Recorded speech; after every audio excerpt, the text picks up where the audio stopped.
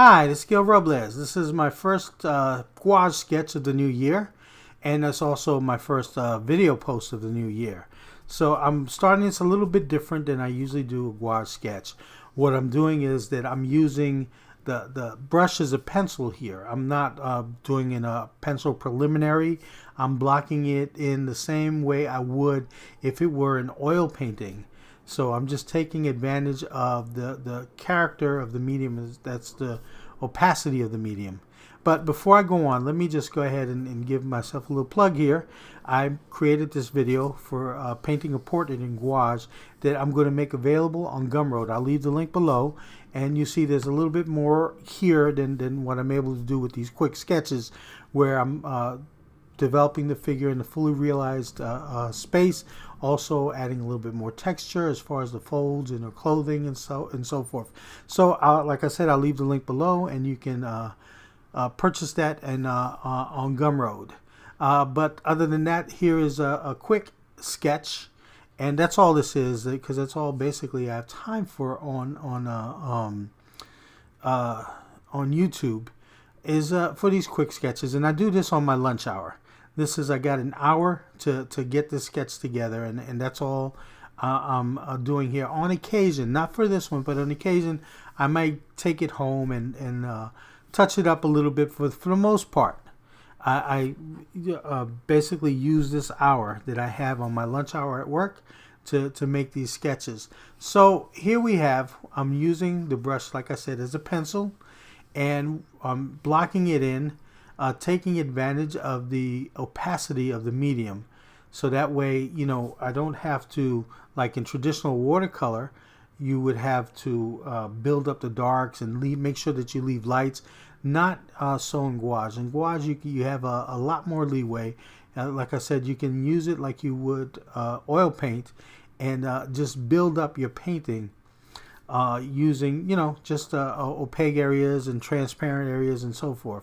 So what I'm doing here is basically I'm going for the big shapes. I'm trying to avoid details. I'm going to paint the big shapes that I see. And what I want to do there is let these big shapes take me to the smaller shapes. I first establish them, and painting is a series of estimations and then corrections, or like was told to me when I was in school, it's like thinking in terms of a sculptor, and sculpting a clay, sculpting in clay. And what a sculptor does is basically you start with a lump of clay. In this case, you can imagine that big orange background that I laid in as my lump of clay. And then I add and subtract. I throw things on there and I take things back. And that's the process that I use as far as laying down color or laying down washes of paint and drawing with this brush. And then what I do there is I reshape it. I make corrections. I estimate where these large shapes are in relationship to one another. And then once I establish those large shapes and I make them as correct as I can, I go back into them and start breaking them into smaller and smaller shapes. And in that way, I get to the details. I don't worry about the details. The tendency is to worry about the details. That's where the comfort of the pencil drawing, the initial pencil drawing, comes in. But what I'm trying to do here is work this as, like I said, an oil painting, pretty much like alla prima, where I'm not worried about I'm not worried about the details, but I'm trying to see the big picture and let that big picture lead me to the smaller and smaller details of just patterns of light and dark right now. Or you know what, you kind of think also when it comes to painting is you're like you're playing chess. You make a move, but that move is really you're thinking three or four moves ahead of that move. That move is a setup for what you're going to do later on. And when I'm laying down these large planes, these large areas of these large shapes, what these shapes are is a setup for what's going to happen later on. But I first have to establish this foundation. I first have to establish this the correct shapes, and go ahead and make those corrections. Make these shapes right, as right as I can, and then and once I do that, then I can cut back into them, like I said, and break them up, and then further develop these shapes. But first, you see the big thing. You see the big picture first, and then you let that lead you to the details. Now, what I'm going to do is I'm going to go ahead and speed up this video and let this run a little bit faster. And then from there, I'm going to go ahead and maybe later on down the line, cut in and say something a little bit more before this video is over. So see ya in a little bit.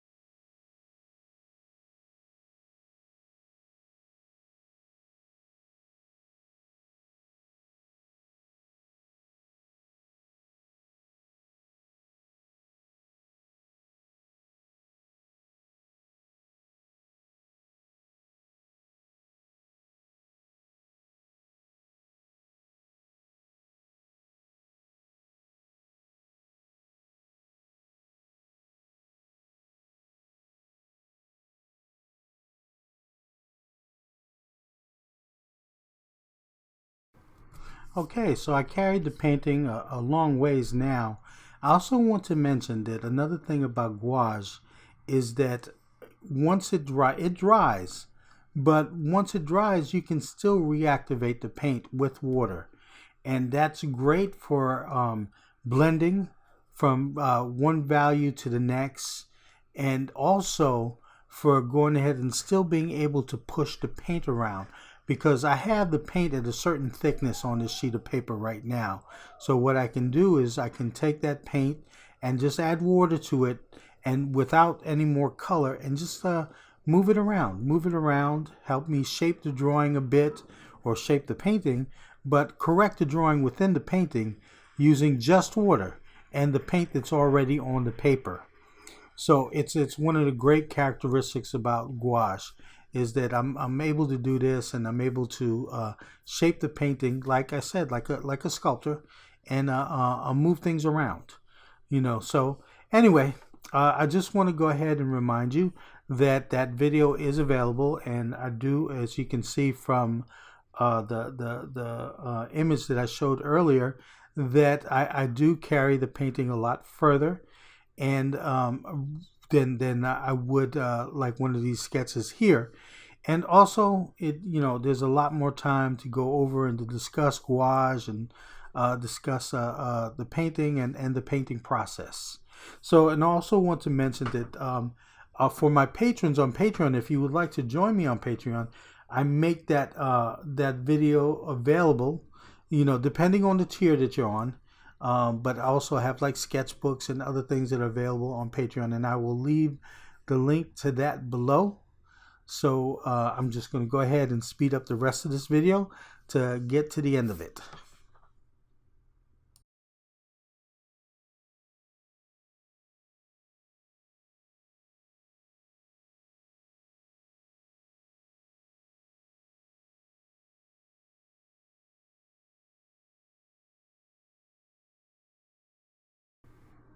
All right, so I'm coming to the end of this video now. I've pushed this paint around quite a bit, and I'm also running out of time on my lunch hour.